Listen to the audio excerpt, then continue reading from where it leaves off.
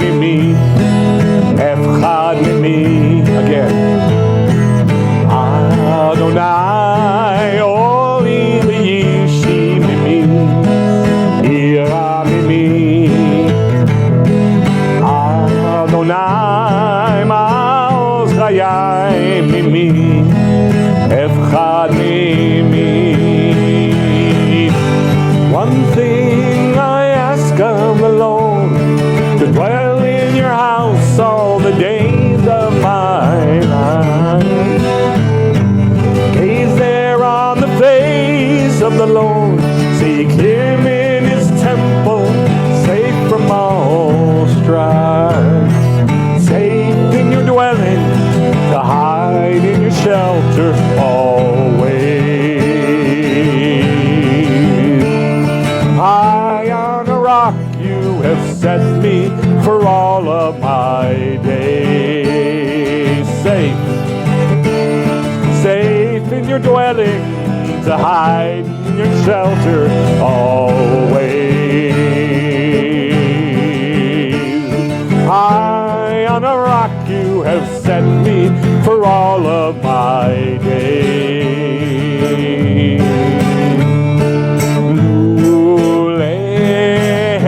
Lulehemanti lirot b'tuv Adonai be'eretz hayim b'chzak tekaveh el Adonai. Again. Lulehemanti lirot b'tuv Adonai be'eretz hayim chazak tekaveh el Adonai. One thing I ask of the Lord, to dwell in your house all the days of my life. Gaze there on the face of the Lord, seek him in his temple, safe from all strife. I'm safe in your dwelling, to hide in your shelter always. High on a rock you have set me for all of my days. Adonai, Adonai, Oli v'yishi mimi, Ira mimi. Adonai, Ma'oz chayai mimi, Echad mimi. Again. Adonai, Oli v'yishi mimi, Ira mimi. Adonai, Ma'oz chayai mimi, Echad mimi. One thing I ask of the Lord, to dwell in your house all the days of my life. Gaze there on the face of the Lord, seek him in his temple, safe from all strife. Safe in your dwelling, to hide in your shelter always. High on a rock you have set me for all of my days. Safe in your dwelling, to hide in your shelter always. High on a rock you have set me for all of my days. All of my days. All of my days.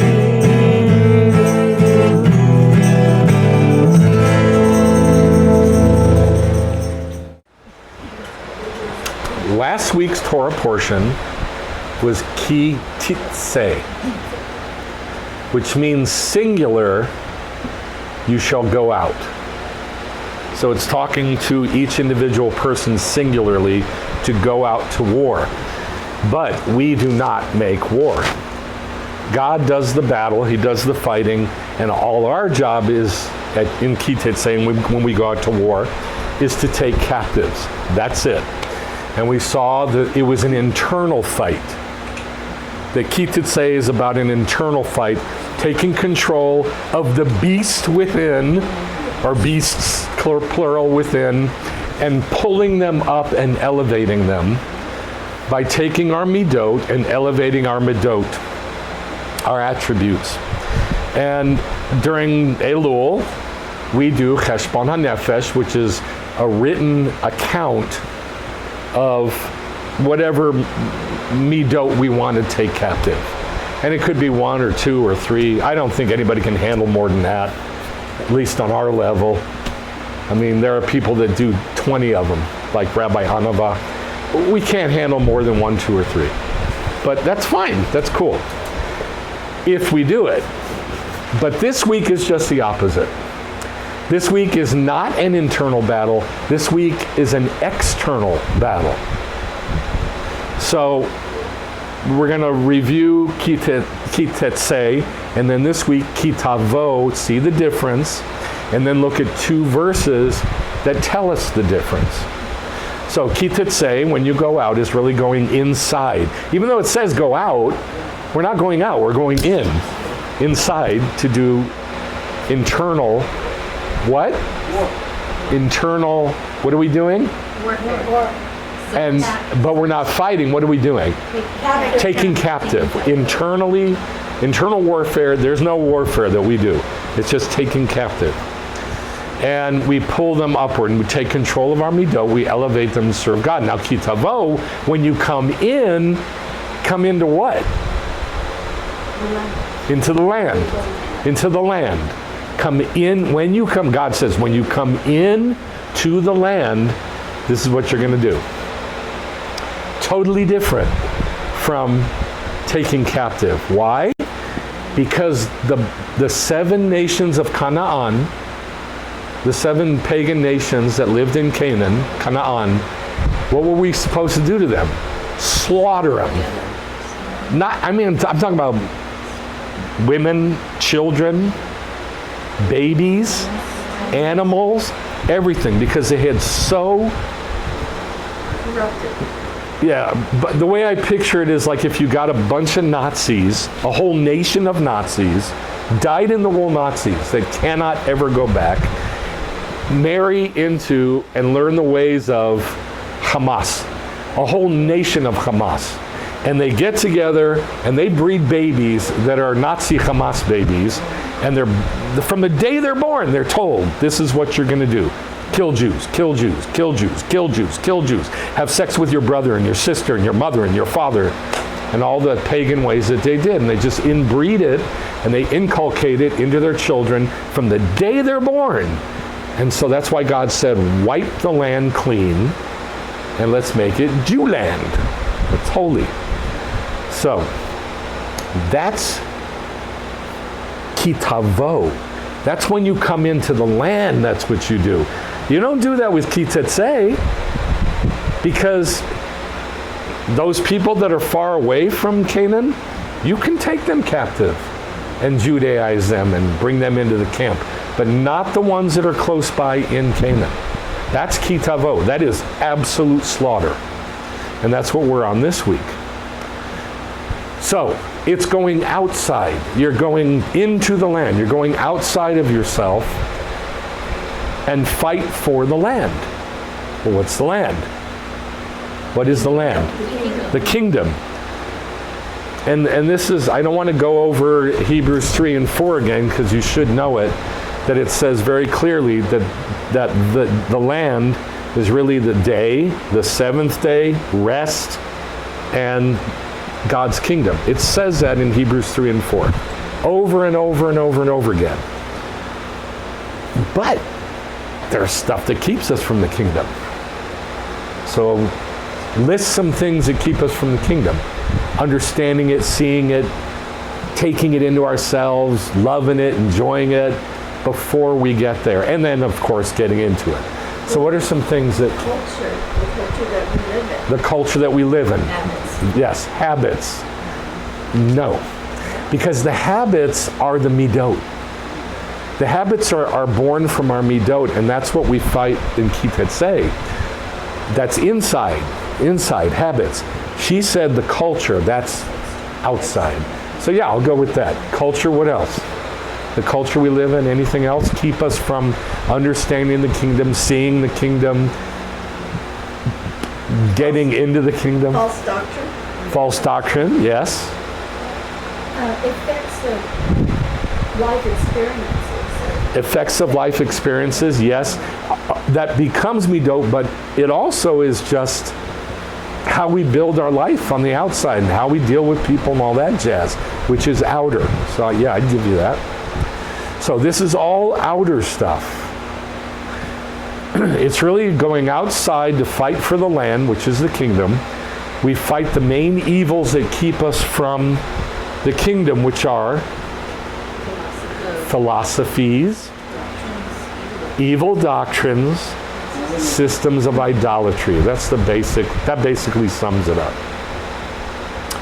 Philosophies, evil doctrines, and systems of idolatry. That's what keeps us from understanding, apprehending, getting, being in, and then eventually being in the kingdom. So Exodus 34, 11 through 14 says, I'm going to drive out the Amorite from you and the Canaanite, etc. Be careful that you don't make a covenant with the inhabitants of the land. Is this inner or outer? Outer. Outer. It's outer. Because Key Tavo, when you go into the land. So he says, I'm going to kill all those guys. Don't make a covenant with the inhabitants of the land into which you're going. Key Tavo, when you come into the land. So this is outer. Into which you're going. Tear down their altars and smash them. Now this is what we do. This is our job. God's going to clear the path. Okay, cool. But then we got to go in and we got to take the land. We got to fight for it. We got to smash all the idolatry. Tear down their altars, smash their memorial stones, cut down their asherim.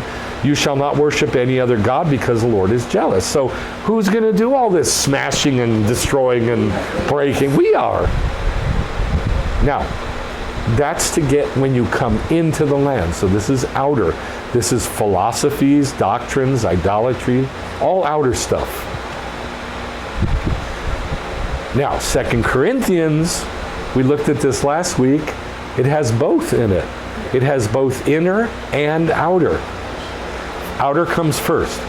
The weapons of our warfare are not of the flesh, but powerful by God for the destruction of fortresses. Then he's going to define those fortresses. They are arguments, not stuff inside, arguments and arrogance raised against the knowledge of God. Is that outer or inner? I think arguments are inner because you're making, those are your thoughts and what you believe. This is philosophies and arguments that people bring to us against Judaism. He defines it elsewhere as philosophies. So this is outer. This is fighting for the kingdom. Destruction of fortresses. Well, where are the fortresses? In the land that we're going to take.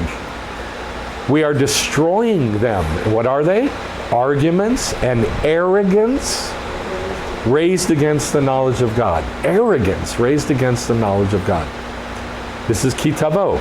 But then he deals with the inner and taking every thought captive.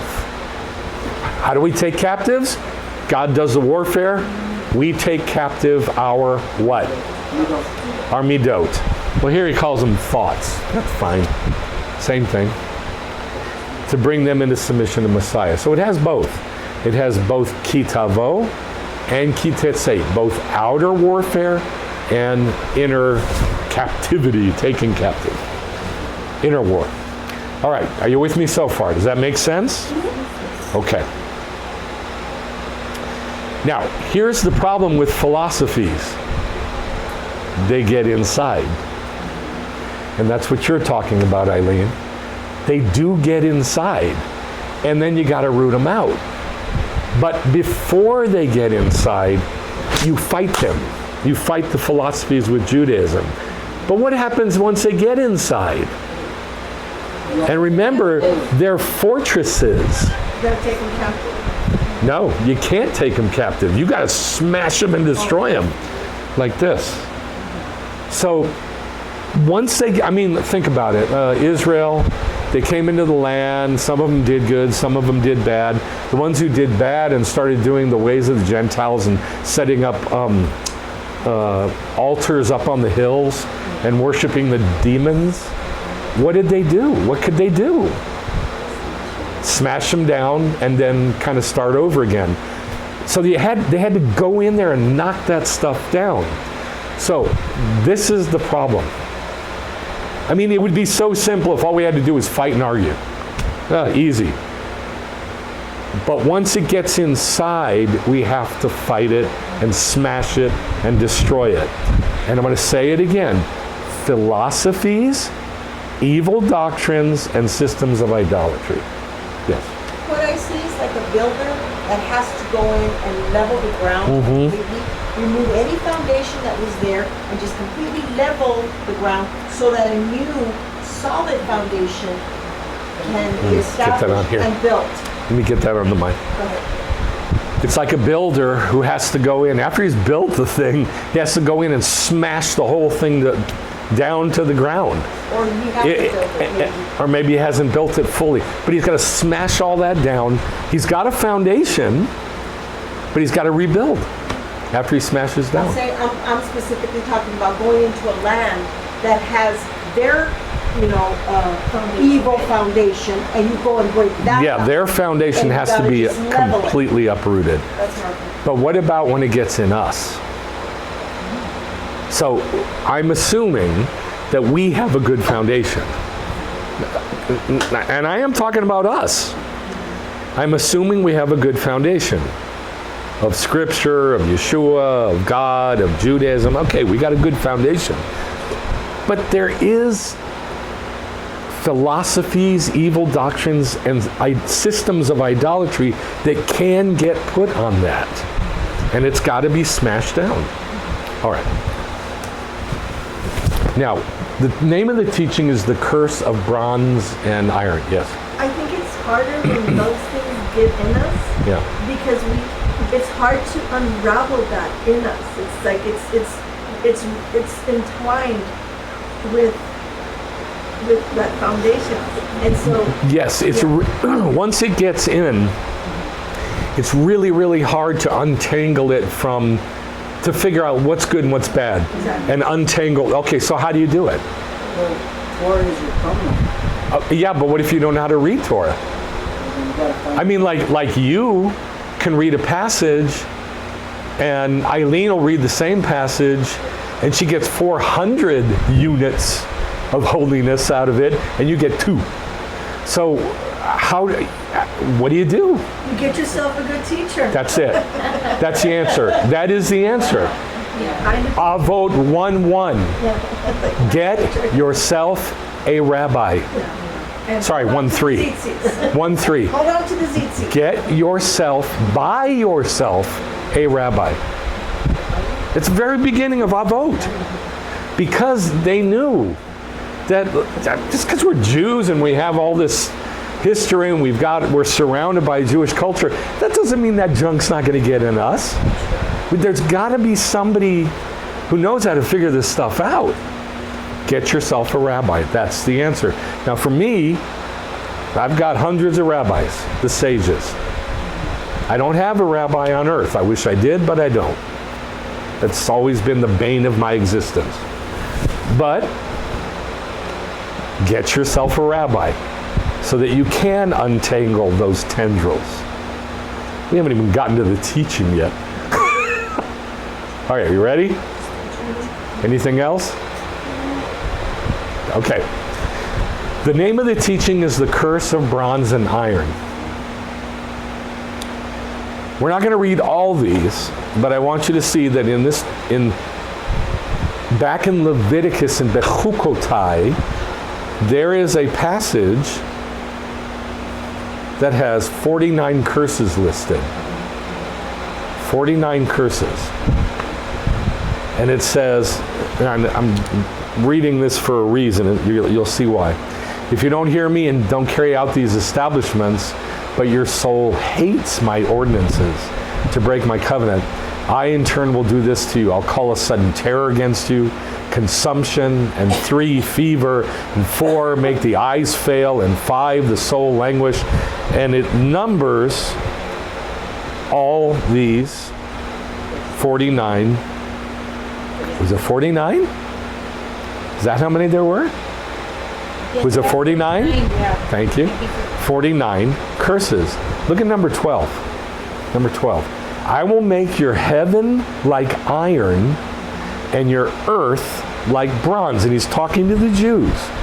Jews, I'll make heaven like iron and earth like bronze. 14, your strength will be used uselessly. 15, your land will not yield its produce. Yeah, because there's no rain falling from iron and there's nothing growing in the bronze. Okay? Number 16, the trees of the land won't yield their fruit.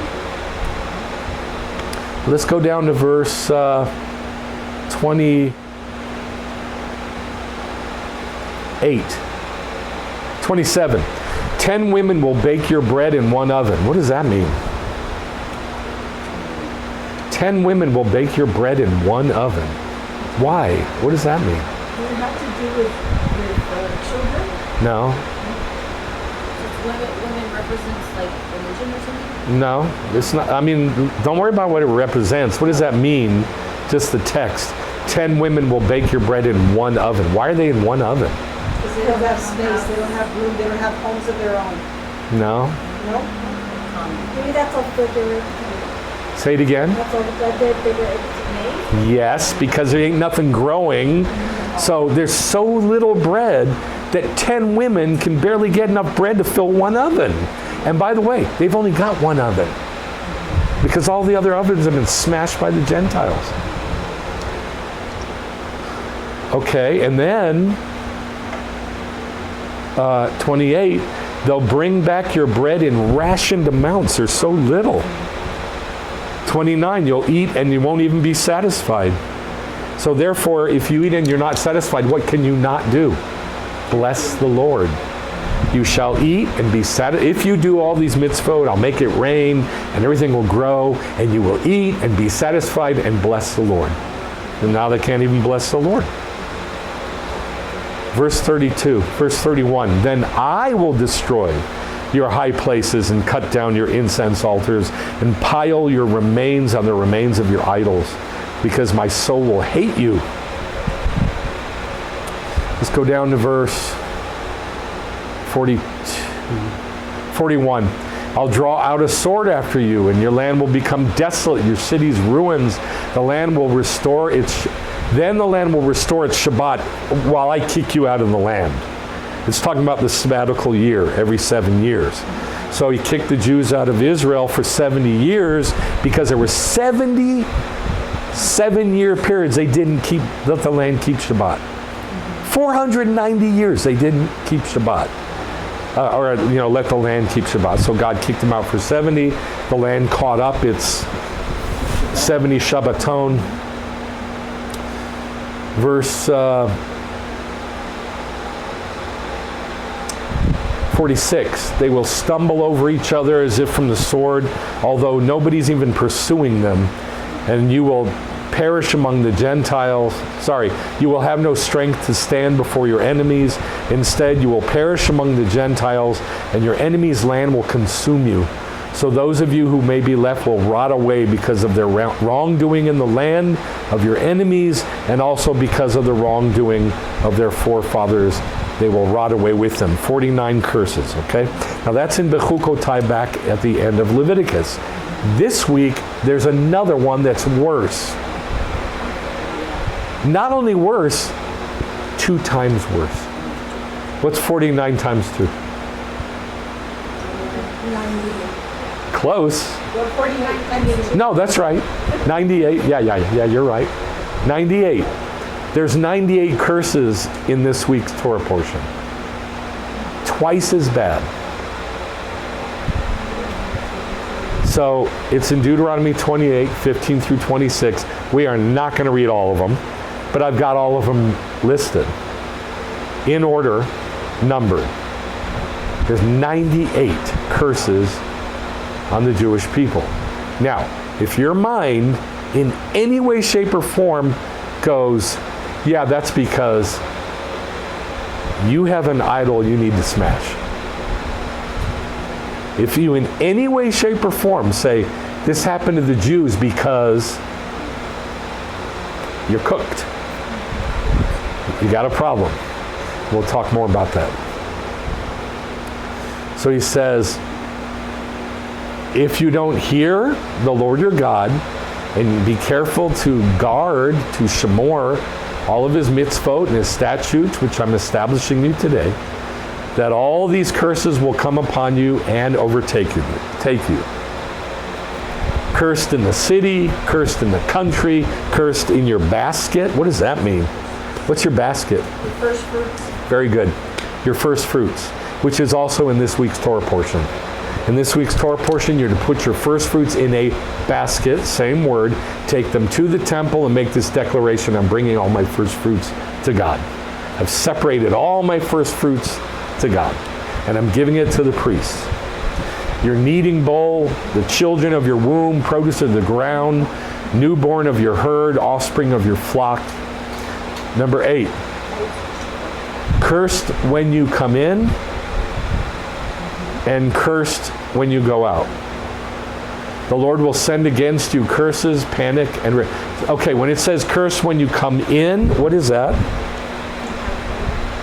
What does it mean? Curse when you come in to the land. And curse when you go out, what does that mean? To war. Cursed will you be when you come into the land, and cursed will you be when you go out, what? To war. Let's go to verse 16. I like these verses. I have no idea why. I think it's because of the specificity. It's kind of weird. 16, God will strike you with diseases, with consumption and blisters. Number 17, with regular fever. Number 18, with high fever. 19, with unquenchable thirst. I don't know why, but I like the specificity of that. Each one of them is different in Hebrew, and they mean a very specific thing. Look at number 23. Your heaven, which is over your head, will be bronze, and the earth, which is under you, will be iron. No, that's the opposite. Very good, you caught it. It's flipped. So in Behukotai, what was the heaven? Iron. Iron, and the earth was bronze. And now in Key Tavo, yeah. Oh, I put Key Tetsei, I'm sorry. This should say Key Tavo. In Key Tavo, the heaven is bronze and the earth is iron. So what happened here? Interesting. And this one has double the curses. And they've switched. Heaven and earth have switched for the Jewish people. Okay. Look at verse, I like this one also because of the specificity. Verse 31, the Lord will strike you with the boils of Egypt. What does that mean? Yeah, that specific plague. What was it called in Hebrew? Anybody remember? No? It's the one that they call murrain. You don't remember? Kina is the bugs. I'm sorry, Kina is the wild beasts. I'm sorry, not bugs. No? Okay, it's specifically the boils that they were struck by in Egypt. But then it says, with hemorrhoids. Yeah? And then number 33, with oozing boils. That's different from the ones they got in Egypt because those were dry boils. And then there's dry. And number 34, dry boils, but which is different from the ones in Egypt. From all of which you will be unable to be healed. The Lord will strike you with insanity, blindness, confusion of mind. Look down at number 50. Your sons and daughters will be given to another people while your eyes look on and long for them constantly, but there will be nothing you can do about it. Number 53. You will also be driven insane by the sight of what you see. That is exactly what happened to Jews, Holocaust survivors. Yeah. They lost their minds. The whole generation lost their minds. But you know, it's not just to the Jews, I see it in the world. I see the insanity, I see, what was it? Can you go back up? No, because I have to correct you. Remember, this was written to whom? Right, to the Jews. It's only to the Jews. And this is very specific curses if they don't hear the mitzvot, and blessings if they hear the mitzvot. And it's super precise and like a laser beam directed only at the Jewish people and to anybody who joins that camp. So it would apply to the Christians that say that's been done away with, right? Say that again? It would apply to the Christians that What would apply? Yes, these curses would apply to them because they disregard it. They say that's been done away with. We're moving away from that, right? No. These specific 96 curses would not apply to Gentile or Christians or whoever says that the Torah is done away with. That's a different list, and it's not big. It's nowhere near as big, and it's in Leviticus. What else is Shechin. Thank you, Becca.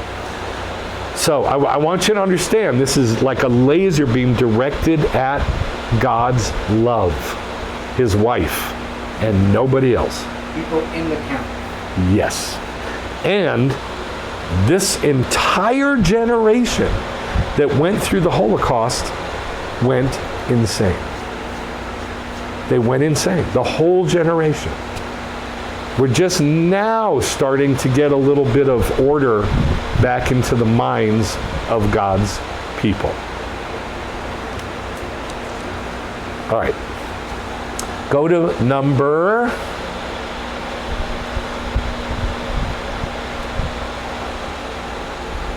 65.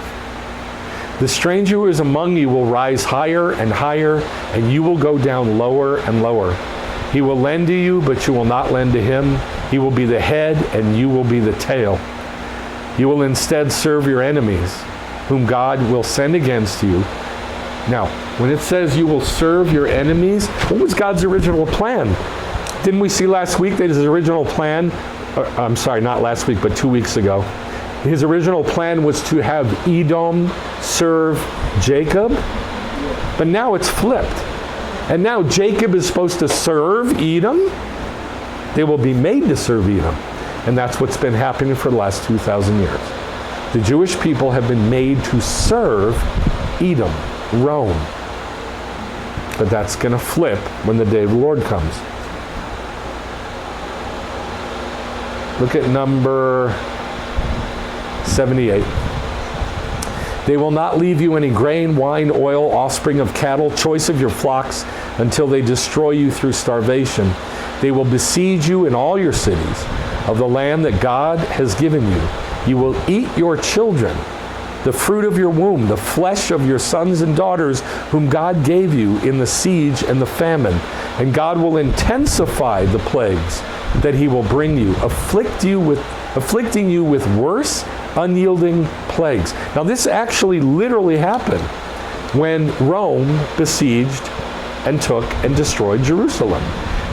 There's all these stories that were kept by Josephus and other writers where the women cooked and ate their, what is it called? No, the placenta and the children, and they wouldn't even share. And by the way, it says it here, but you see the ellipses, ... I chopped it out because I ran out of space. That they wouldn't even share their babies with other women because that's all they had to eat was their babies. And the way it says it is, the woman who is so delicate she won't even put her foot on the ground for delicateness will be like this. So you can imagine how everybody else was.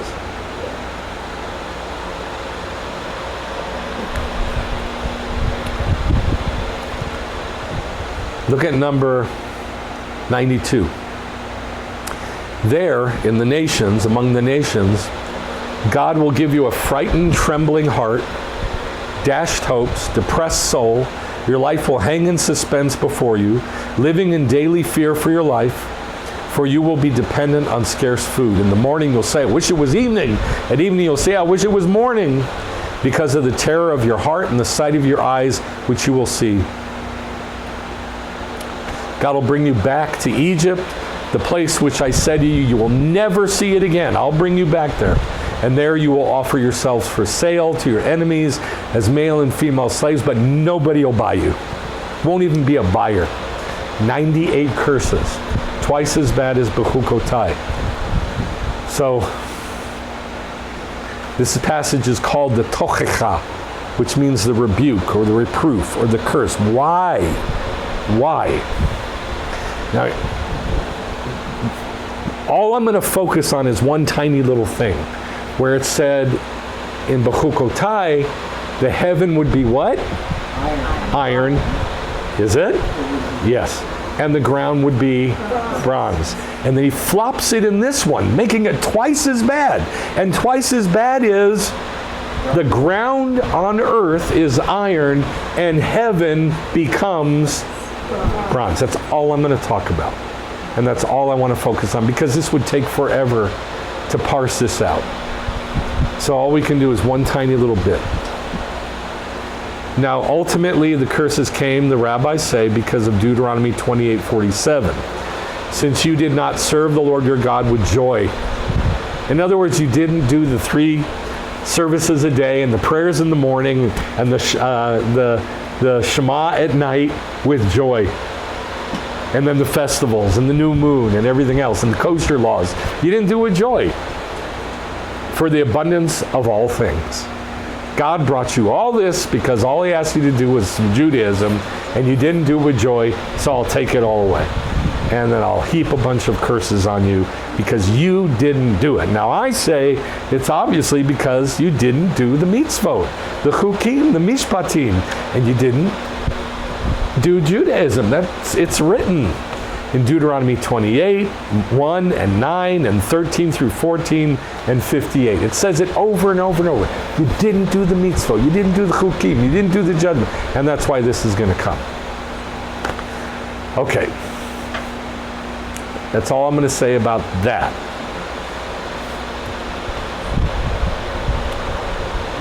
This is what was prophesied to come.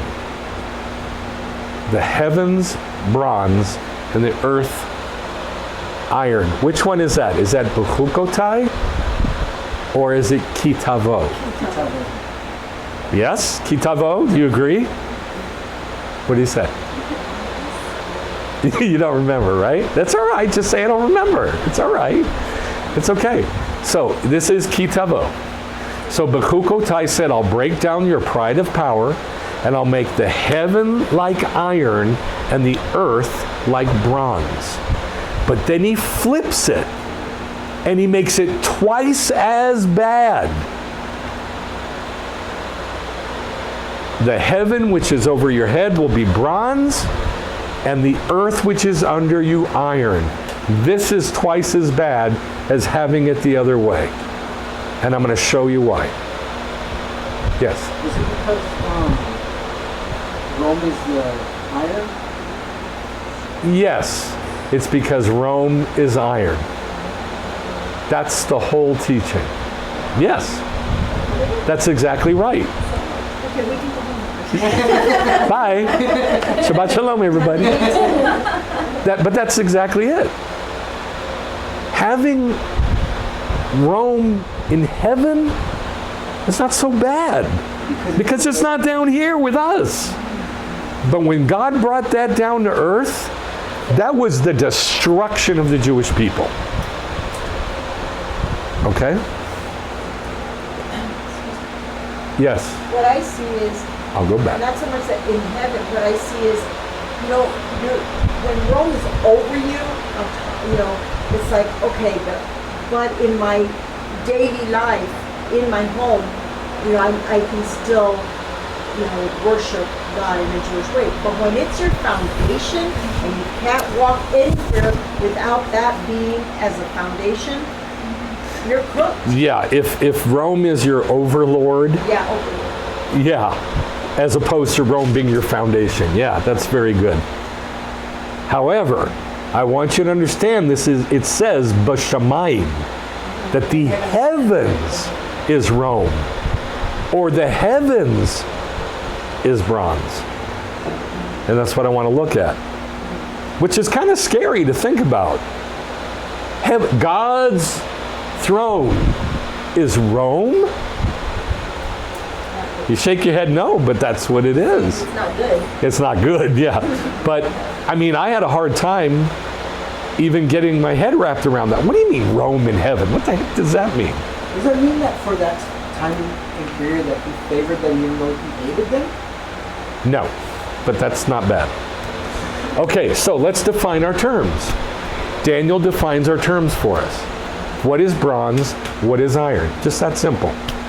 You, O king, were watching, and behold, there was a great statue, large and extraordinary radiance, standing in front of you, and its appearance was awesome. That means huge. The head of that statue was made of fine gold, its chest and arms of silver, its belly and thighs of bronze, its legs of iron, its feet partly of iron and partly of clay. And you continued watching until a stone was broken off without hands, and it struck the statue on its feet of iron and clay, and it crushed them. Then the iron, the clay, the bronze, the silver, the gold. Look at the order. The iron is first. The first thing that gets crushed. That's at the bottom. It's in the feet and it's the legs. And then the clay, that's in the feet. Now, of course, that would be destroyed first because that's where the stone hit. Okay? Iron and clay, and crush them. The iron and the clay, the bronze, so it's working its way up. The bronze, and then the silver and the gold, so it's working its way up. It all got crushed. And they were like chaff from the threshing floors, and the wind carried them away. But the stone that struck the statue became a giant mountain, and it filled the whole earth. So what is that mountain? The kingdom. Yes, the kingdom. Very good. So here's what it is. He defines it. You, O king, are the king of kings, to whom the God of heaven has given the kingdom. He has handed them over to you and has made you ruler over them all. You're the head of gold. That's Babylon. And after you, another kingdom will arise inferior to you.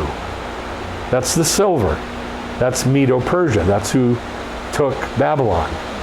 But God sees it as what? Inferior. Inferior to Babylon.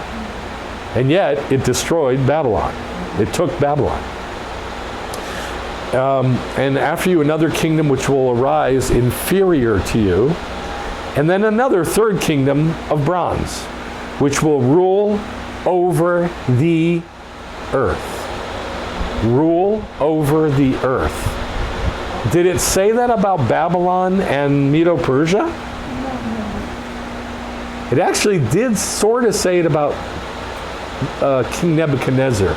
I dropped it out here, but it says God gave you the kingdom. God gave you to rule over all the beasts of the earth and the trees of the field and the birds of the sky and wherever people are. So it's sort of the whole earth. But here it's very specific. That Greek kingdom will rule over the whole earth. Now this is really important. And I'll tell you why in a minute. Which will rule over the earth. There will be a fourth kingdom as strong as iron, Just as iron smashes and crushes everything, so it will smash and crush all these things. All what things? The ones that came before. Greece, Medo-Persia. Really? It will destroy Greece? I thought that was the Medo-Persian. I'm sorry, Greco-Roman Empire. But it says it will smash and destroy all this stuff. And in that you saw the feet and toes, partly of potter's clay and partly of iron. It will be a divided kingdom, but will have within it some of the toughness of iron. Some of the kingdom will be strong and some will be fragile. They will not adhere to one another, just as iron doesn't combine with pottery. Did it say that Rome, the iron, would rule over the entire earth? No, it said it will smash the whole earth. That's very different, right? So picture an iron club and it just smashes all this pottery. That's very different from a guy coming in to the room, a pottery room, and ruling over the pottery without smashing and destroying it all. So there's something different about Greco and Rome. It's the Greco-Roman Empire, but one smashes and destroys, and one rules over everything. Which one rules over everything? Greece. Greece. What am I saying? Okay. Now, in all the pictures, you go on the internet and you look up pictures of this idol, and you'll see one in a minute, and the stone coming and smashing, or just the idol itself. Every one of them has the guy standing there, and he's got a loincloth, Roman kind of pleated thing made out of leather or something like that, covering his loins. But in the vision, he says loins and belly of bronze. Loins are the reproductive organ. So that means he saw it. And it's Greece. It's not Rome. It's Greece. That's where the seed is. The seed is not in Rome. What I mean by that is this. Many believers, they love to rail against Rome. And they love to say, oh, we used to be Roman Catholic, or Roman Catholicism is the beast. It's like the destruction of the world is Roman Catholicism. That's not true. The seed is not in Rome. The seed, an evil seed, is in Greece. That's where it comes from. It doesn't come from Rome. Are you following what I'm saying? Yes. I'll be there in a sec. The origins of everything anti-Jewish, anti-God, is in the seed. Because everything good is in the seed of God. Well, everything evil is in the seed. And that seed is in Greece. Okay. I was going to say, if you look at Rome is like Greece. Like they were influenced by Greece. They took things from Greece. That's why it's called the Greco-Roman Empire. You will do yourself irreparable damage if you try to look something up on the internet if it's not scripture. I'm just saying. No, I'm looking for I'm just saying. A scripture where it says that their tender mercies are cruel. Okay. I'm just saying. I was talking to a guy this week, and he immediately started looking stuff up on the internet, and he just went way off the path. No, I'm looking at. I'm not saying you. I'm just saying you got to be careful with this, because you can find tons of stuff on the internet about what I'm saying right now, and never does it direct your mind in the right way unless it's a Jewish source, and I mean a Hasidic Jewish source. So I want you to see what I'm saying here. The real bad guy in this whole story, who is it? Okay. But the kingdom that hates the Jews so much is Edom or Rome. Now, in Daniel chapter 7, which we're going to talk about in a bit, it lays out the whole story about Greece. And then in chapter 8, it talks about the whole story of Greece. And it's about Alexander the Great. He's prophesied in Daniel 7 and 8, and it's very specific and very clear. And that's where it started. That's where Greece started. Now see, here's a picture of the stone. I love the way they did the stone, but he's got that loincloth thing on. That's wrong. So it says, in the days of those kings, the God of heaven will set up a kingdom, a malchut, which will never be destroyed, and it, the kingdom, will crush and put an end to all these kingdoms. So, what's the gold kingdom? Babylon. What's the silver kingdom? Persia. What's the bronze kingdom? Greece. And the iron kingdom? Rome. What's the 10 toes of Rome and, I'm sorry, of iron and clay? Rome, but different. I don't know how to say it. Rome revised, Rome redone, Rome redux. I don't know how to say it. Rome again. But it's different. It's very short. It will crush and put an end to all these kingdoms, but it will itself endure forever. Just as you saw that the stone was broken off from the mountain, and then it fell. So where was the mountain? Right, in heaven. And that mountain in heaven is going to come down to earth and fill the whole earth. So a mountain is a kingdom.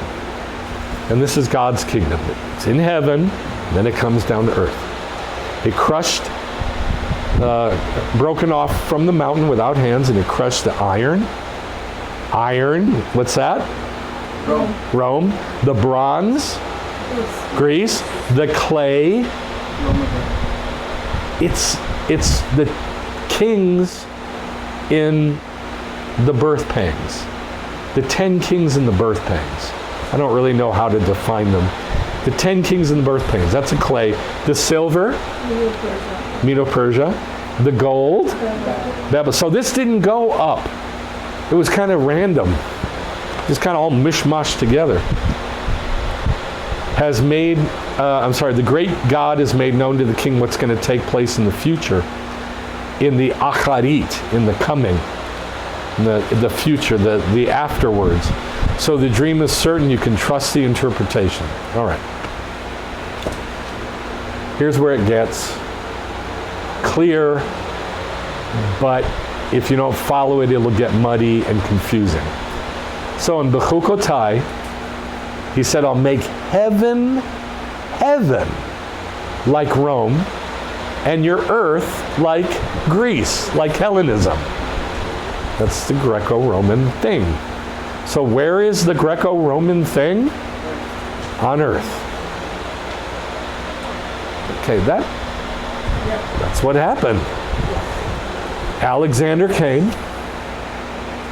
and he only was a king, a ruler for 10 years, starting at the age of 21. And then he died at the age of 32. So in those 10 years, he conquered the whole earth, but he didn't conquer anybody. You know what he did? He absorbed them into his thing, and he gave them Hellenism, and he didn't destroy them. He just said, you guys here, serve all these gods, and just do what we do, music and art and philosophy and idolatry, and don't get circumcised and do all that, and we'll be happy. And they said, okay, except one tiny little people, the Jews. No, we have to be circumcised, and we are going to worship that one God. And this was where Hanukkah came from, that the Maccabees rose up, tiny little force, and said, no, and they retook the temple and they rededicated it, and they were like, let's make Israel Jewish again. Like that? Let's make Israel Jewish again. And so it didn't work. Did you know it didn't work? Did you know that they weren't able to make Israel Jewish again? Yeah. It only lasted, you know how long it lasted? Not very long. It lasted about 3 years. And then the head of the Maccabees immediately started getting Hellenized. And then his son, and his son, and his son. And it just got worse and worse and worse until you had the Sadducees, which were completely bought, paid for by Rome. Now Rome is the power. And that's how it happened. That's how the Hellenization of the world took place. Now, when Alexander came along, he died very shortly after he spread Hellenism, and he was divided into 4 generals.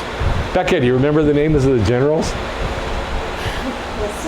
Lysimachus. Cassander. Cassander. Seleucus. Egypt. Ptolemy. Very good.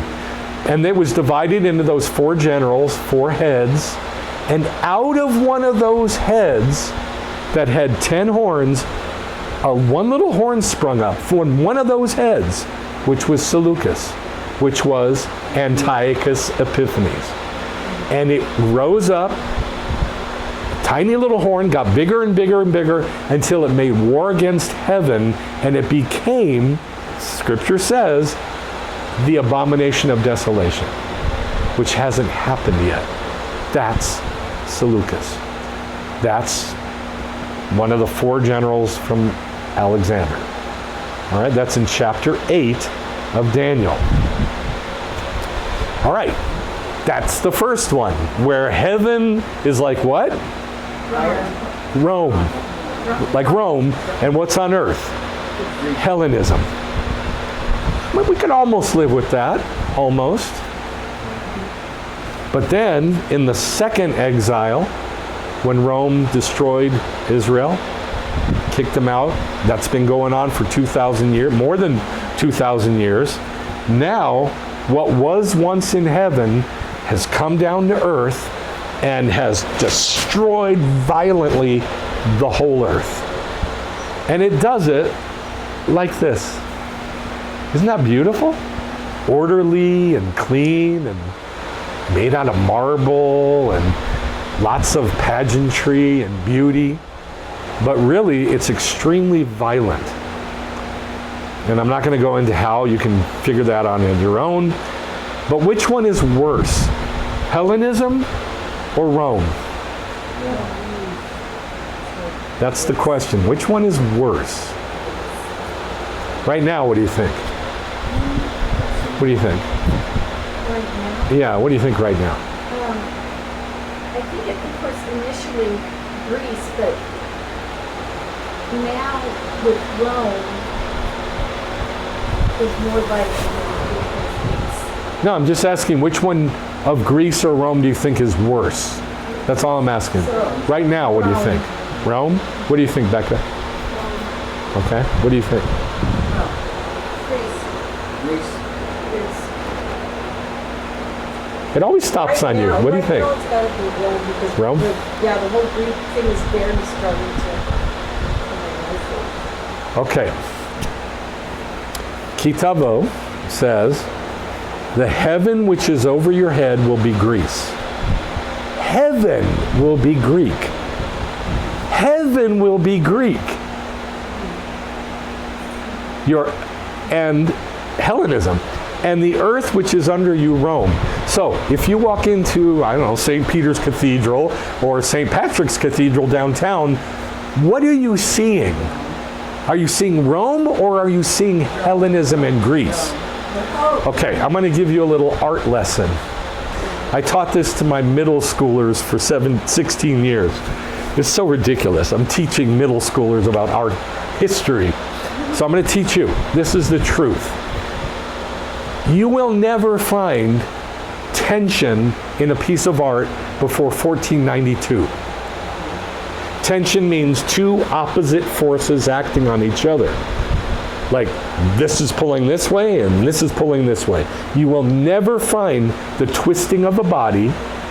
Like if my body is going this way and my face is going that way, you'll never find it. Because they didn't believe in it until 1492, and I'll tell you why in a minute.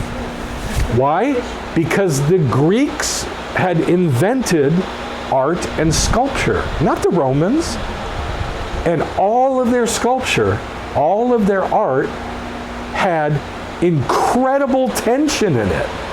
Amazing tension. And the Romans took that and just blew it out of the box. And they made it amazing. But their architecture, do you see any tension in that? Everything is what's called symmetrical. When you walk into a Roman Catholic church today and you sit in a Roman Catholic service, I can't do it because I'll go out of the camera, but you'll see the priest, if he wants to go like over here, he'll walk this way, and then for some reason, he'll turn and then walk that way. So that you never see a 3/4 view. You only see that or that. Do you know why? Because he's Greek. Because it's symmetrical. Symmetrical means both the same on both sides of the middle. Symmetry. Same on both sides of the middle. Just like their architecture, just like this. Everything is the same on both sides. Now, why is that? Because in the Hellenistic world, heaven is symmetrical. There's only peace. There's never any strife. There's never any tension. There's never anything to shake up the symmetry. But in their art, you would see some tension. Okay? Now the Romans, that trickled down into the Romans, and here's how. You know who designed this? This cupola on the top of St. Peter's Cathedral? You know who designed it? Say it again. Michelangelo. That's right. One of the greatest things he ever did, at least people say. It is completely symmetrical. But that's architecture. In his art, he is the one who broke the barrier of putting tension into art. 1492, he did a sculpture, a relief sculpture this big, when he was 21 years old, and it's called The Battle of the Centaurs. And it's got these naked men fighting, and they're twisting, and their bodies are, and everybody went nuts. You can't do that. And the Pope came in. He came into this sculpture studio where he was learning with the Medicis, and he said, you can't do that. And Michelangelo spent 5 years and convinced the Pope that the human body shows the glory of God because of its movements and the tension that's in it. But they wouldn't change the architecture. Why? Because this is heaven. This is heaven. Rome is heaven. And everybody has to be peaceful and symmetrical. And so you can do this even today in 2025. Go into a Catholic church and you'll see that everything is one way or the other, but never both. All right, and there's a lot of reasons for that, but they all come down to that one thing, that in Greek philosophy and culture, heaven is symmetrical. And that went down into Rome. Where did it start? Greece. That's the seed of all the Hellenistic philosophies that went into the Roman Catholic Church and went into the church. I mean, even born-again, spirit-filled, giant mega churches in Dallas. It doesn't matter what the church is. It's a trickle-down. Trickle-down. It starts here, and it just trickles down and down and down, and there's nothing to stop it except that one little Maccabees. They're the only ones who ever tried to stop it, and it didn't work. Okay. Yes? I was gonna say even government buildings are like that, like they've got the Okay, Ministry of Health. government buildings and many, many structures, like economic structures, government buildings and buildings that are supposed to be impressive, they're all based on Greco-Roman architecture. There's a reason, because it's awesome and impressive and dominating. Dominating. You will submit. There's a reason for it. So, here's my question. Is it better to have Rome in heaven or on earth? Is it better to have Greece in Rome, in heaven, or Greece on earth? Peace in heaven. Okay, which one's worse? Bechukotai or Key Tavo? How many curses did Bechukotai have? 49. How many did Key Tavo have? Twice as bad. Rome's on earth. Greece is in heaven. We can almost deal with Greece being in heaven, almost. But you cannot deal with Rome on earth. It's just, it kills everything. The ground is where things grow. I was thinking about what you said about Alexander the Great. You know, he seemed like he was nice. Yeah. And he allowed people their freedoms, you know, with a few restrictions. Yes. But Rome, it was, this is the way it's going to be. With Greece, there was a little wiggle room. Yeah. And that's the way Alexander set it up. Right. With Rome, zero wiggle room. Zero. So, I want to say something about that. I don't know if you've ever read in the Talmud the stories of how the sages were murdered. Have any of you ever read those? Like Hillel, you've read a little bit? Like Hillel being skinned alive with iron combs? Or was it Akiva? I always mix those two up. It's either Hillel or Akiva. And why? Because he dared to say to a Roman authority, I don't know what position he was in, that no, God is God, and we're going to circumcise and we're going to teach Torah. Okay, I'll rip your skin off. Yes. Along those lines, I'm thinking about, you brought up about Seleucus as the horn that it means white, but a brilliance. Seleucus means bright or brilliant? Like a brilliance. Ooh. And I'm thinking, well, you know what? That whiteness, that purity, look at how pure this is. You sure do you want this brightness? It's almost like the brightness of the... That's what I think of when I see this. And it's like, you know, the deception, just like the, is it Jezebel, that also means that white, that purity. Yes. And it's just false. Jezebel also means pure white. Yeah. Listen, when I was a kid, you know what I would spend my time doing? Rolling out little coils of clay so I could build the beard on Moses' sculpture that Michelangelo did, a sculpture this big in clay. And I'd roll out every single coil so I can make the beard the way he did it. Why? Tension. There was tension in his sculpture. And by the way, right after he did that, he introduced that, the whole world changed. And immediately after that, all of art started introducing tension into their pieces. Just look, there's 1492, it's like a dividing line. Before that, nobody. After that, everybody. And there was a reason for it. But it didn't transfer into the architecture. Why? Because that's where you house the people to worship. So we've got to put them in a state of heaven. It's heaven. It's peaceful. It's symmetrical and orderly. Orderly. There's no order in this. It's chaos. One's pulling this way, one's pulling that way, one's turned that way, one's turned that way. It's chaos. So hold on. So you can't have that in heaven. But I'm here to tell you that's how heaven is. Heaven is chaos, I mean, in our minds, because Hasatan goes and presents himself before God in Job chapter 1 and chapter 2, and they argue. And then in 2 Kings, Micaiah sees into the heavens and he sees all these demons, spirits giving God ideas of how to destroy the king of northern Israel, and one comes up with a great idea and God says, hey, that's a good idea. Go do that. It's chaos. It's action. It's economy. It's business. It's not like this.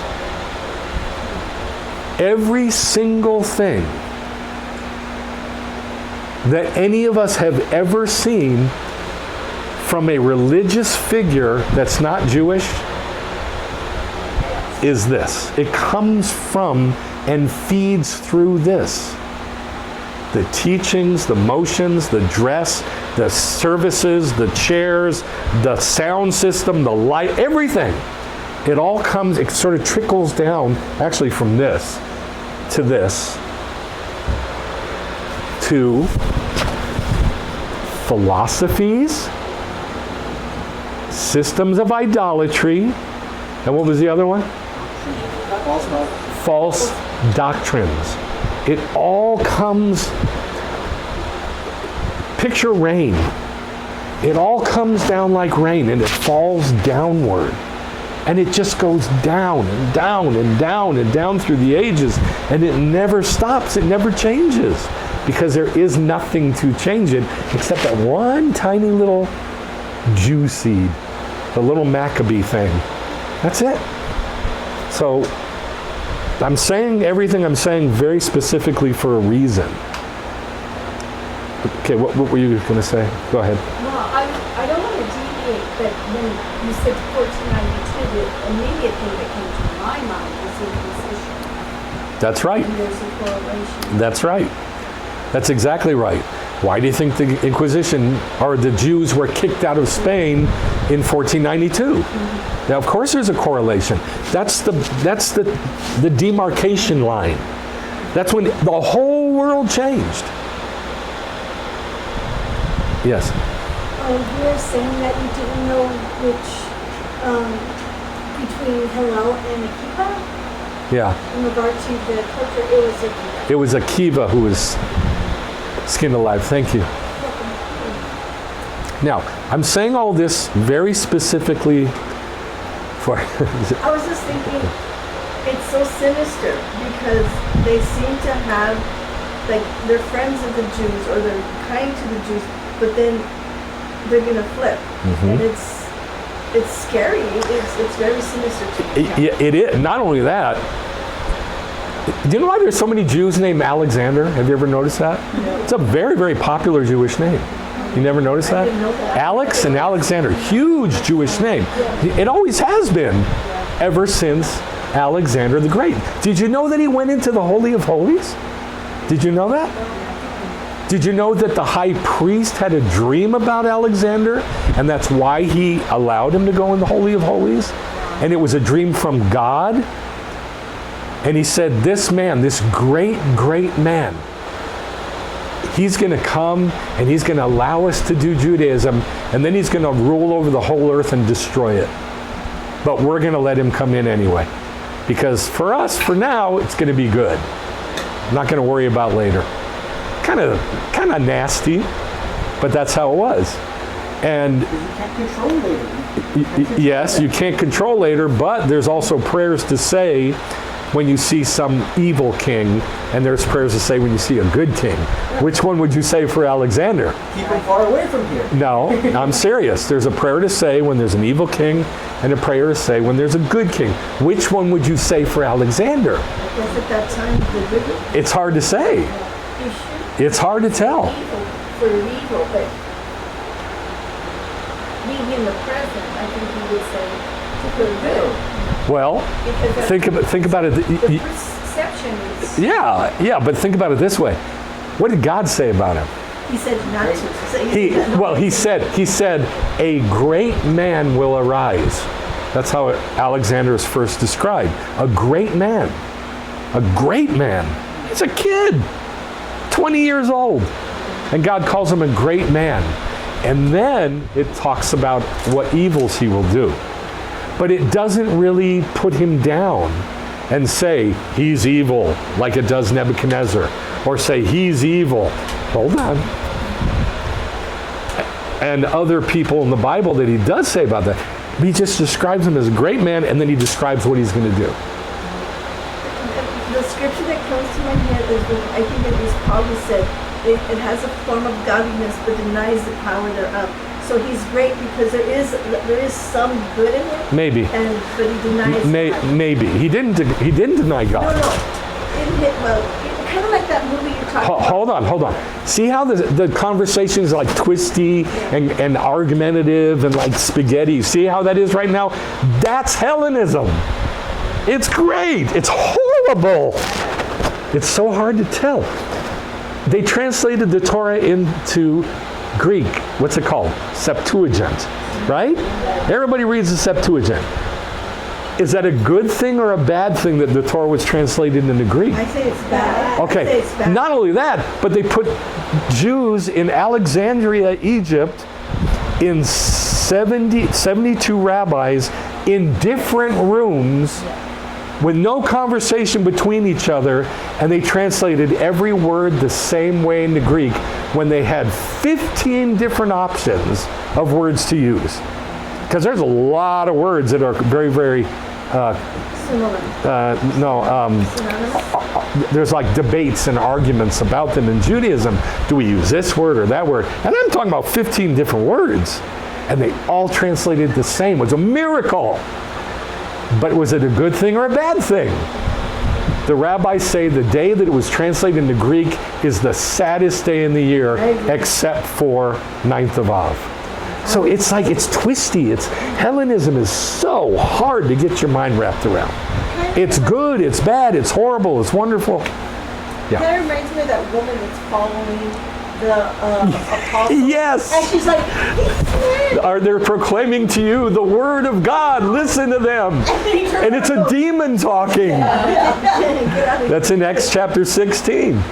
Yeah. Okay, well that's Hellenism. Hellenism is extremely confusing. But here's what I want you to never forget. That's where the reproductive parts are. That's where the seed is. It's not in Rome. It's in Greece. And I'm going to show you that the end of the story proves this. I mean, just think about, I just started coming up with some thoughts. You could probably come up with more that are better. There's no rainfall. Like from a bronze heaven, there's no rain. Right? There's no rain. It's bronze. So there's no rainfall, and rain is a picture of Torah. So there's no, and it's a picture of the Ruach HaKodesh. So there's no Torah, there's no Ruach HaKodesh. No seed can enter into the earth. Iron. No seed can enter into the earth. And nothing grows. No trees, no shrubs, no fruit. What are trees in the Bible? People. Shrubs, what are shrubs? Short people. That's exactly. Listen, that is 100% right. It's short people. So there's no fruit. There's no fruit because there's no trees. No vegetables. What are vegetables in the Bible? Interesting. Besides food, what are they a picture of? Okay. Herbs. What are herbs a picture of? What are spices a picture of? They're all pictures. they're people. Because it says, some you will smell like life.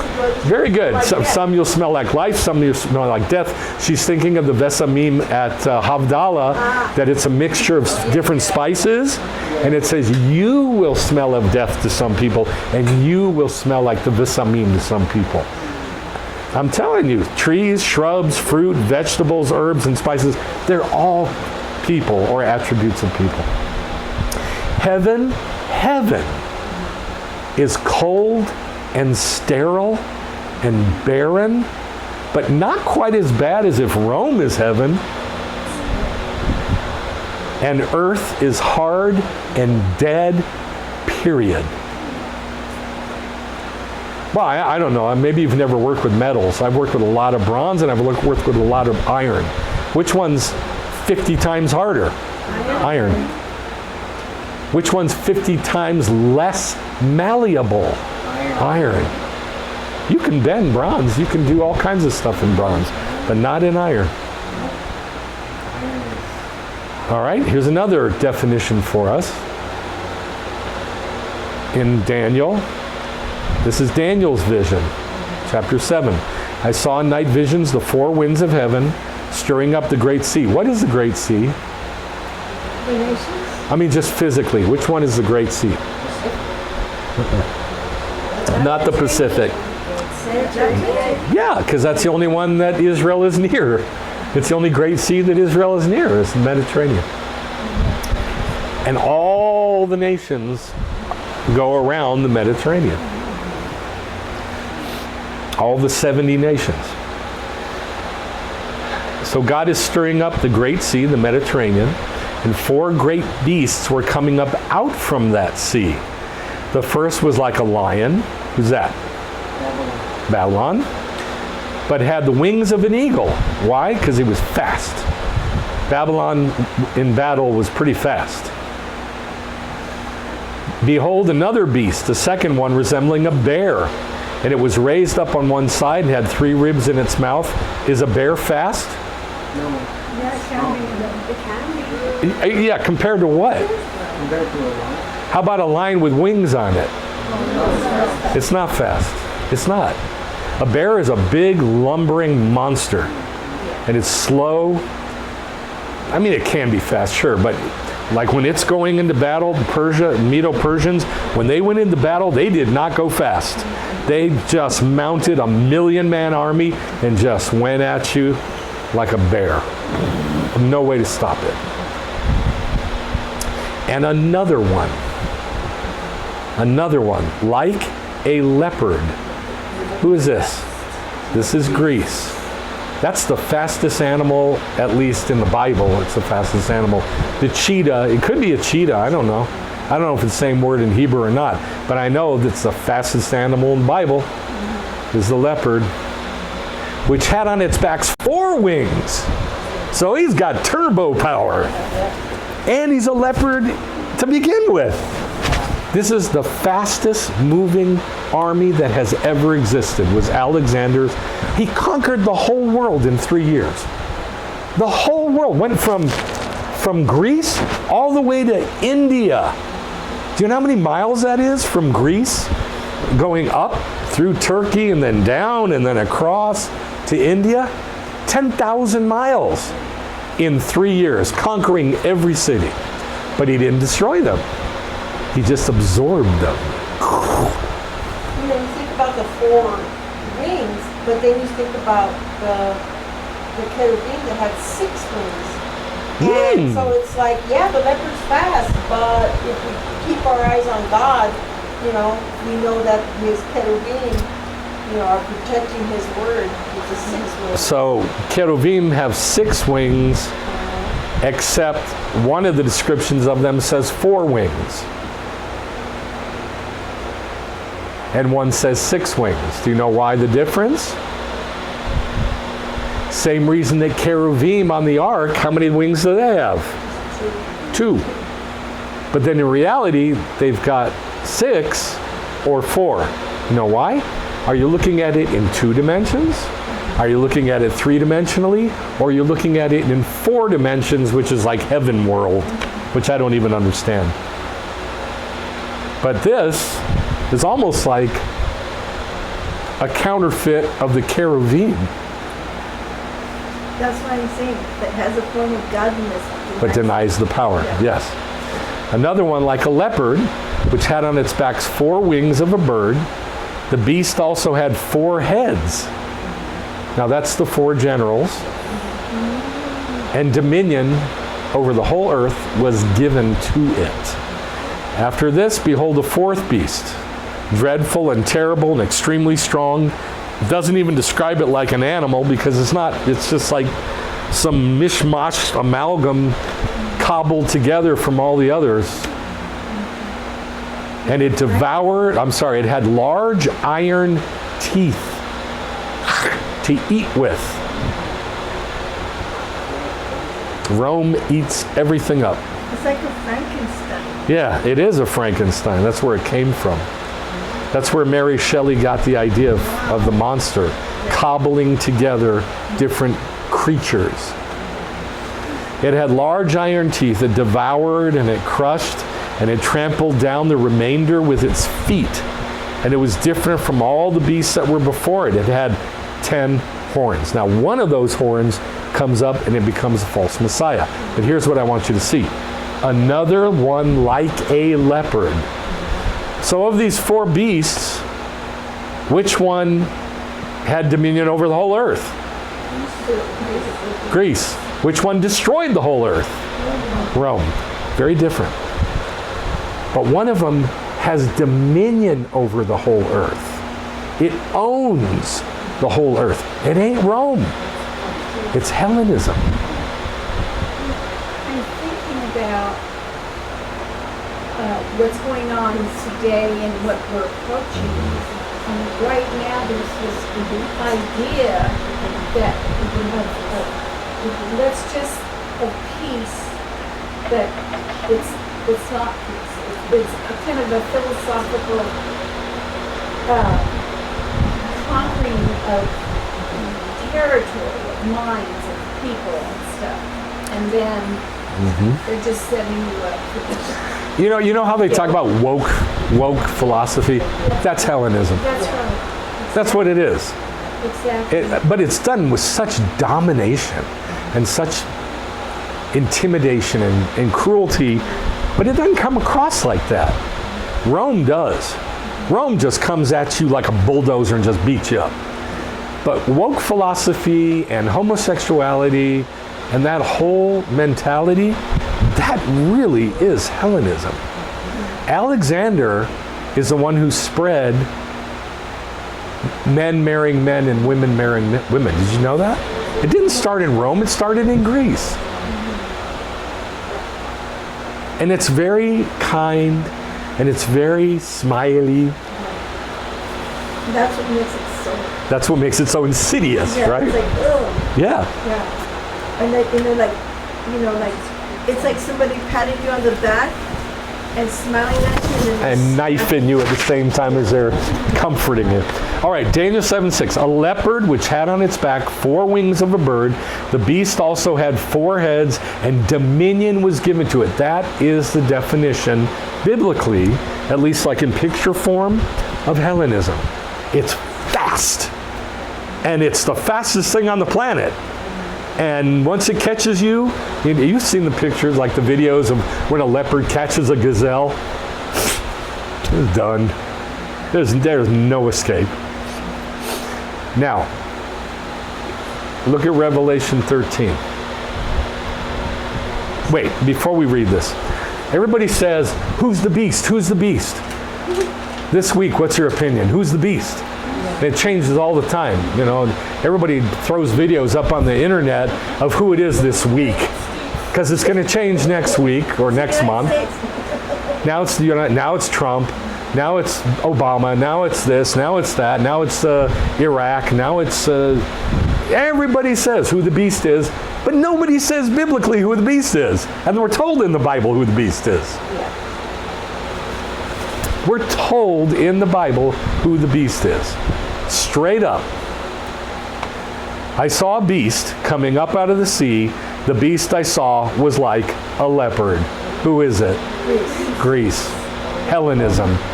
And his feet, the way he walked, was like a bear. Persia. He walks like comes at you with a 1,000,000-man army. But he is like a leopard. That's his being. That's his character. That's his soul. That's his inception, his birth. He is a leopard. And his mouth, who does he talk like? A lion. He talks like Babylon. Babylon, he says, Nebuchadnezzar went up on his roof and he saw all the world worshiping him, and he said, I am the King of Kings, the great king. And what does God do? Turns him into a what? A beast. He was the beast. And how long was he a beast? 7 years. Why 7 years? Because that's when the beast is going to reign, during the birth pangs for 7 years. But in his heart, in his creation, he is Hellenism incarnate. And the dragon gave the beast his power and his throne and great authority. And I saw one of his heads as if it had been fatally wounded, and his fatal wound was healed. And the whole earth followed after Hellenism. We are told who the beast is. It's nothing mystical. It's a leopard. It's Greece. It's Alexander. Now he talks like Nebuchadnezzar, and he comes at you like Persia, but he is Hellenism.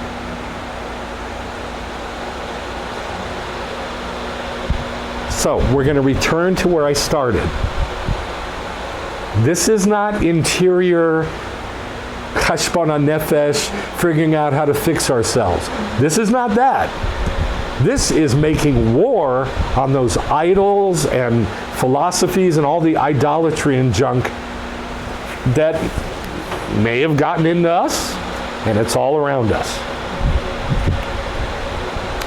Key Tavo. No, Key Tetse, last week.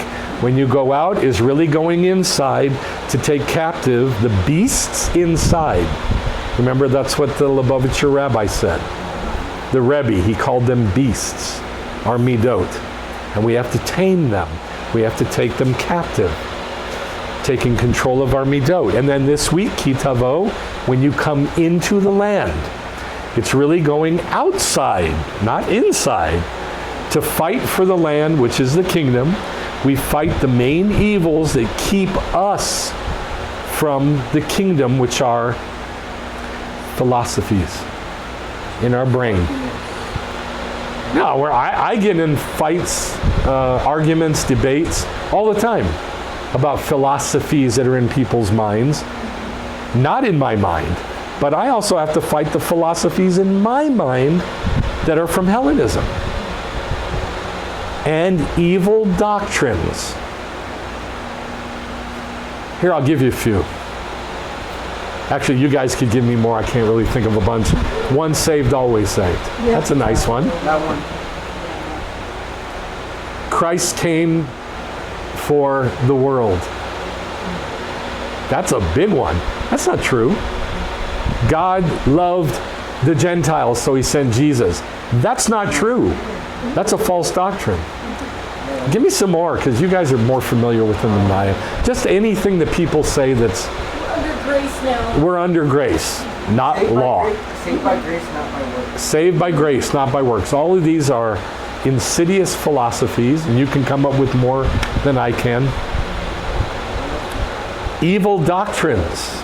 They're evil doctrines. And systems of idolatry. Love yourself. Love thyself, so that you can love others.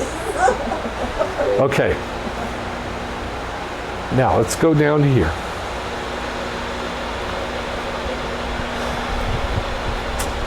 No, I got to do this one. Exodus 34. I'm going to drive out the Amorite from you and the Canaan. All right, God is going to drive them all out. Okay, he's going to drive at least a bunch of them out of the land. Okay, great. He's going to give me the land. But so what? I don't have to fight? Then why did Joshua have to fight for 20-some years? Why did all of Israel have to fight if God drives them all out? God says I'm not going to drive them all out. He says twice. He says I'm going to leave some of the Gentiles in the land so that you will drive them out over time. Because if I drove them all out immediately, what would happen? The beasts would increase and they'd eat you up. So he says I'm going to leave some there. He's not going to drive them all out. But when we go into the land, we have to tear down their altars, smash their memorial stones, cut down their asherim. You shall not worship any other god. that includes the Lord Jesus Christ, who is not God, because the Lord is jealous.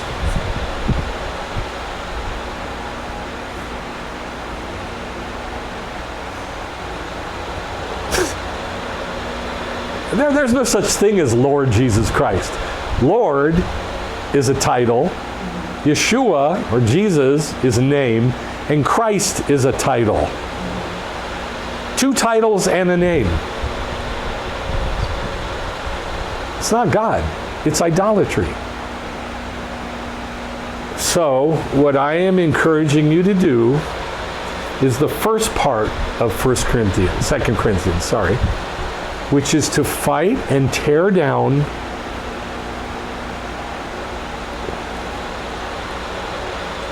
this. It is extremely difficult to do because it has to start with your understanding or lack of understanding of heaven. If you see heaven as peaceful and orderly, wrong. All those philosophies stem from symmetry and order. Not biblical order, not seder, but their version of order, which is not order. But these look extremely orderly, don't they? And that's heaven. It's up there in heaven. Just do yourself a favor and go on the internet and Google illustrations of heaven. AI, what is it called? AI generated pictures of heaven. Heaven, AI generated. Illustrations of heaven. Bible illustrations of heaven. This is what you're going to see. And it's all you're going to see. You're certainly not going to see anything Jewish. And this trickles down like rain from a bronze sky where no rain can get through. And yet this trickles down like rain from a bronze sky in which no rain can get through. And yet this trickles down like rain through a bronze sky through which no rain can get through.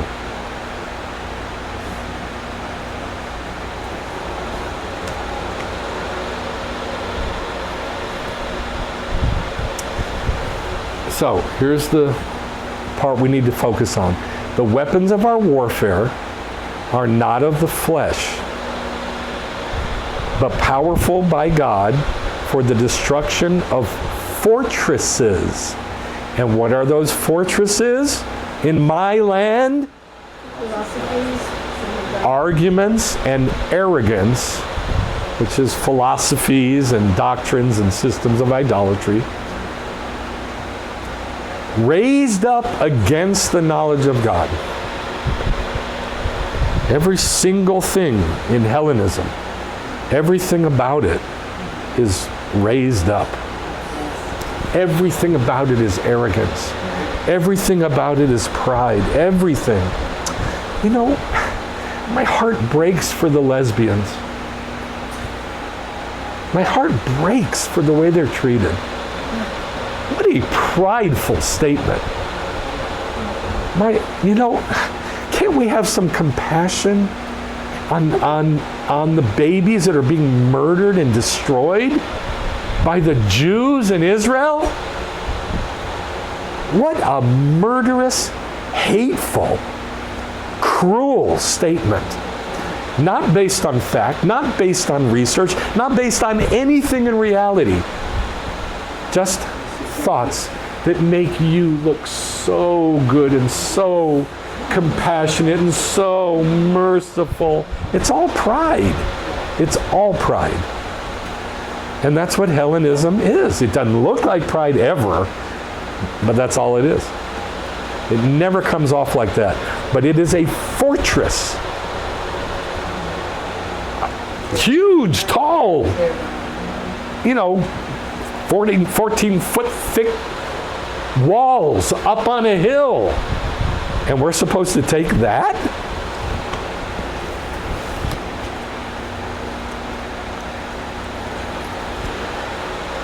We're destroying arguments and all arrogance raised against knowledge of God. So we have to think outward. We have to be able to put into words and to debate and to say clearly and succinctly why Judaism is like oil and water with Hellenism. It's not easy to do. I've had this conversation so many times. I always start in the same place. Judaism and Hellenism are like oil and water. But that's a metaphor. Who cares? You have to define why. You have to say why. And so it is outward. It is fighting with, arguing with, outwardly with other people. But what about when it's in our head?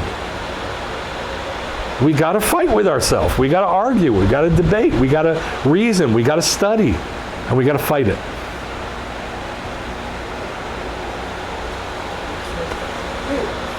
Yes. So is it like arguing face to face like you and your mom were doing right now when you said this is Hellenism? It's so confusing, but isn't that like the picture of the way the Jews did? Yes. Face to face? Yes. Yes. Yes. That's even harder. Huh? It makes it even harder to define it. Right? To define what? Makes it harder to define what? To define Hellenism, because what you guys were doing, you said you can't define whether this is good or bad. Oh, I see what you're saying. Yeah. It's very confusing. It's like spaghetti. It's like a knotted rope. Yeah. And it is hard to parse out what is Jewish and what ain't. Because you guys doing it face to face, that's Jewish. Yes. That's yes. But what you guys are talking about is not Jewish? What do you mean? I'm not following the last part. Because you remember how you said it's so confusing, right? It is confusing. You can't define whether this is good or Okay, but I gave you the answer in the very beginning of the teaching. How do you figure it out? It's a destructive argument. By a rabbi. That's your answer. So once you get it figured out, then you can talk to other people. But you can't talk to other people about this if you don't know what you're talking about.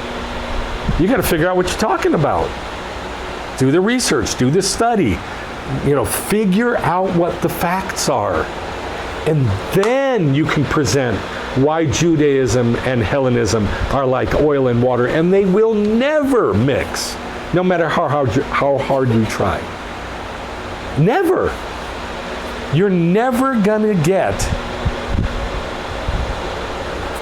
that vision of heaven which has infected the whole world to jibe somehow with Judaism.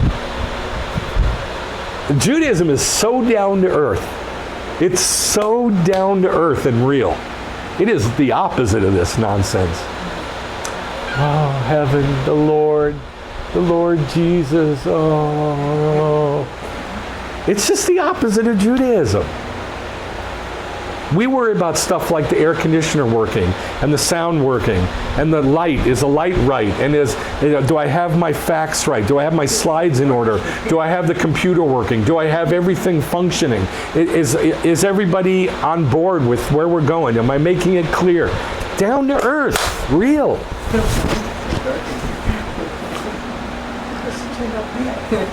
All right. I can't think of anything else to say. All I know is I worked really hard on this illustration. That was hard to do because I didn't do it. I didn't have Photoshop at work. I did it at work. I found another chintzy little program online and they did it with that, but it worked.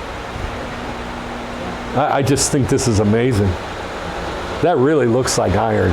That really looks like bronze. Please pick up that cup, sir. Okay, now, are there any questions or comments? Because I think I've said everything I can say. Yes, ma'am. On Monday, I went to lunch with 3 of my childhood friends who were Jewish. Yeah. We were talking about anti-Semitism.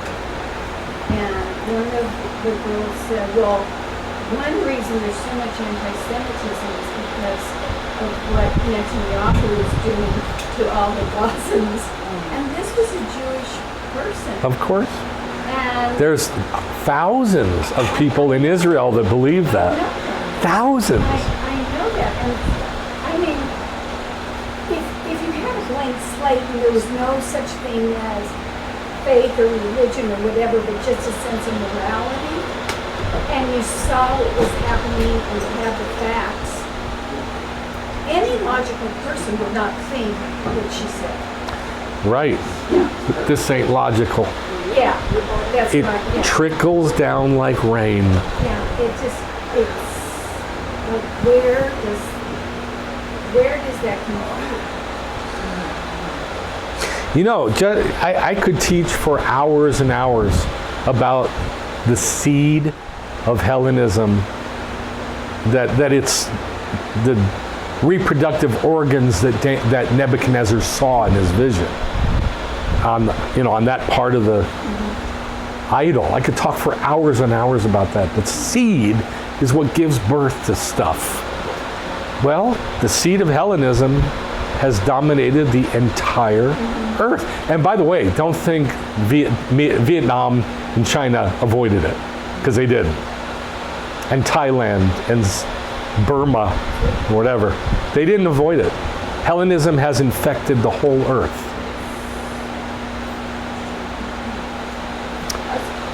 Yes, ma'am. Where were you going? I was going to say, the reason, like, it's such a fortress, like, you can see, like, people aren't logical when they're Hellenized.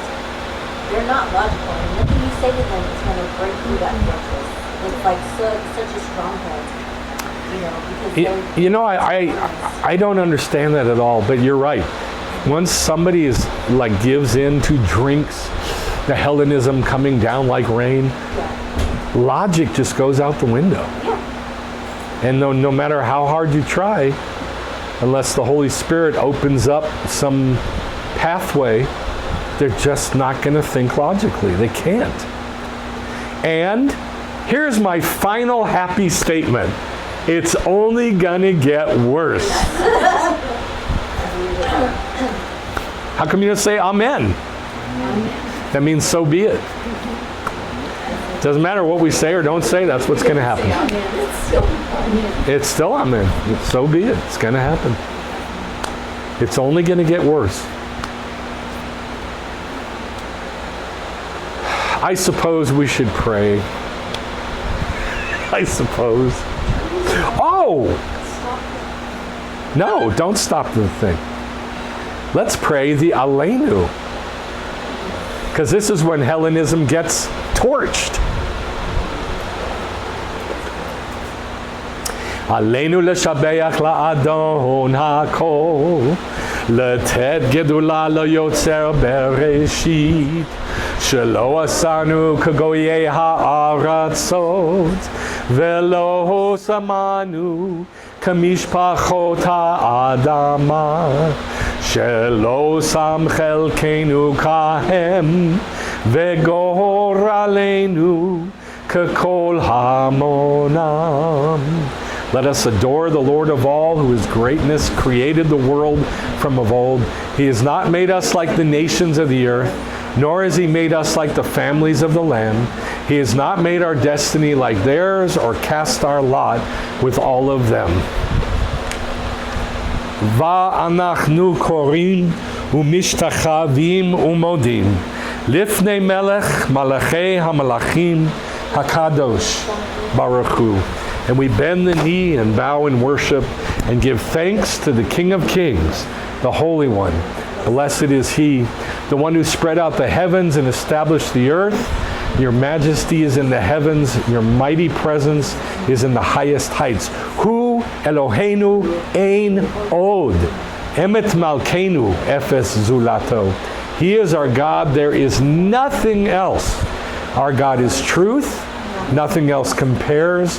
As it is written in your Torah, know this day and take it to heart that Adonai is God in the heavens above and on the earth below. Ein od, there is nothing else.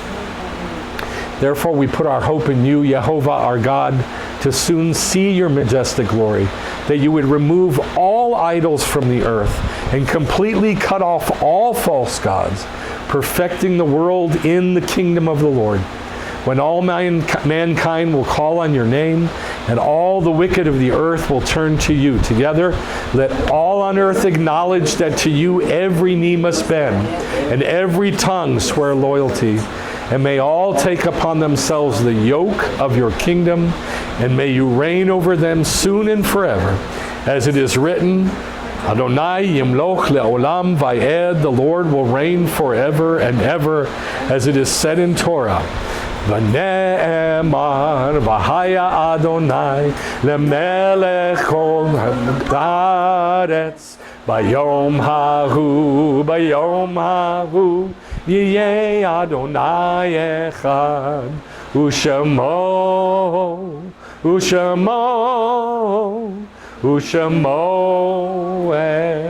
echad. And it is said, the Lord shall be king over all the earth. In that day, the Lord shall be one, and his name one. Shabbat Shalom.